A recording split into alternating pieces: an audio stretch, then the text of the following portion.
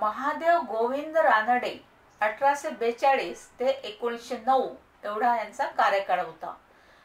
महादेव गोविंद रानडे यांचा जन्म 18 जानेवारी 1842 रोजी नाशिक जिल्ह्यातील निफाड या गावी झाला. रानडे यांच्या वडिलांचे नाव गोविंद, आईचे नाव गोपिकाबाई होते. त्यांचे प्राथमिक शिक्षण कोल्हापूर येथे पूर्ण झाले. तसेच 1856 मध्ये पुढील शिक्षणासाठी मुंबईतील एल्फिन्स्टन कॉलेजमध्ये ते पुढे गेले पुढच्या शिक्षणासाठी. त्यानंतर 1862 मध्ये इतिहास व अर्थशास्त्र या विषयामध्ये ते BA उत्तीर्ण झाले. याच वर्षी त्यांनी इंदू प्रकाश हे वृत्तमानपत्राचे संपादक पद न्यायमूर्ती रानडे यांच्याकडे आले. इंदू प्रकाश या वृत्तमानपत्राचे. त्यानंतर 1865 मध्ये न्यायमूर्ती महादेव गोविंद रानडे यांनी विधवा विवाह उत्तेजक मंडळी नावाची संस्था स्थापन केली. ही संस्था महत्वाची आहे, नेहमी पेपरमध्ये विचारतात. विधवा विवाह उत्तेजक मंडळी नावाची स्थापना न्यायमूर्ती महादेव गोविंद रानडे यांनी स्थापन केली. त्यानंतर 1866 साली मुंबई विद्यापीठाचे पहिले भारतीय फेलो म्हणून ब्रिटिश शासनाने न्यायमूर्ती रानडे यांची नेमणूक केली होती.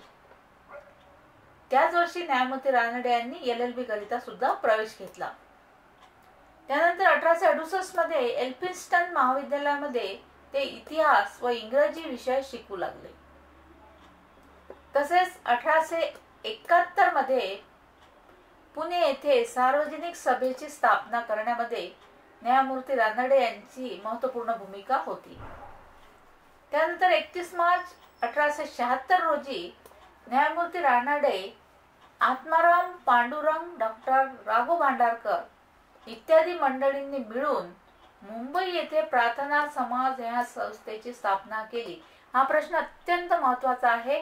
प्रार्थना समाजाची स्थापना कुठे केली आणि कोणी केली, तर हे त्याचं उत्तर आहे, हे लक्षात ठेवा.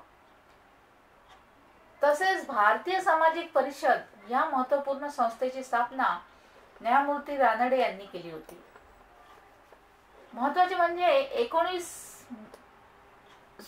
11 मे 1878 रोजी पुणे मधील हिराबाग येथे न्यायमूर्ती रानडे यांच्या पुढाकाराने देशातील पहिले साहित्य संमेलन भरविण्यात आले. या साहित्य संमेलनाचे अध्यक्षपद न्यायमूर्ती महादेव गोविंद रानडे यांनीच भूषविले. आता 1885 मध्ये दुसरे साहित्य संमेलन पुणे येथेच भरवण्यात आले होते व मे 1905 मध्ये तिसरे साहित्य संमेलन सातारा येथे भरवण्यात आले होते. तर तिसऱ्या साहित्य संमेलनाचे अध्यक्षपद र.गो. करंदीकर यांनी भूषविले होते. 1885 मध्ये ब्रिटिश शासनाने न्यायमूर्ती रानडे यांना मुंबई कायदे कौन्सिलवर कायद्याचे सल्लागार म्हणून नियुक्त केले. हे लक्षात ठेवा, महत्वाचं आहे. मुंबई कायदे कौन्सिलवर कायद्याचे सल्लागार म्हणून न्यायमूर्ती रानडे यांना नियुक्त केले. 1885 मध्ये राष्ट्रीय सभेच्या स्थापनेमध्ये ही त्यांनी महत्त्वपूर्ण भूमिका बजावली होती. तसेच 1885 मध्ये त्यांनी सामाजिक परिषदेचे अध्यक्षपदही भूषविले होते. 1890 मध्ये त्यांनी औद्योगिक परिषदेचे अध्यक्षपद भूषविले होते. त्यांना हिंदी अर्थशास्त्राचे जनक असे ओळखले जाते, हे लक्षात ठेवा. हिंदी अर्थशास्त्राचे जनक कोणाला म्हणतात, तर न्यायमूर्ती रानडे यांना हिंदी अर्थशास्त्राचे जनक असे म्हणतात. भारताच्या स्वातंत्र्यपूर्व काळातील मवाळवादी विचारसरणीचे प्रमुख नेते म्हणून न्यायमूर्ती रानडे यांना ओळखले जाते. तसेच देशामध्ये विविध न्यायालयांमध्ये न्यायमूर्ती रानडे यांनी न्यायाधीश म्हणून काम केले होते. 1893 मध्ये ब्रिटिश शासनाने न्यायमूर्ती रानडे यांची मुंबई उच्च न्यायालयाचे उच्च न्यायाधीश म्हणून नेमणूक केली होती. केव्हा? 1893 मध्ये.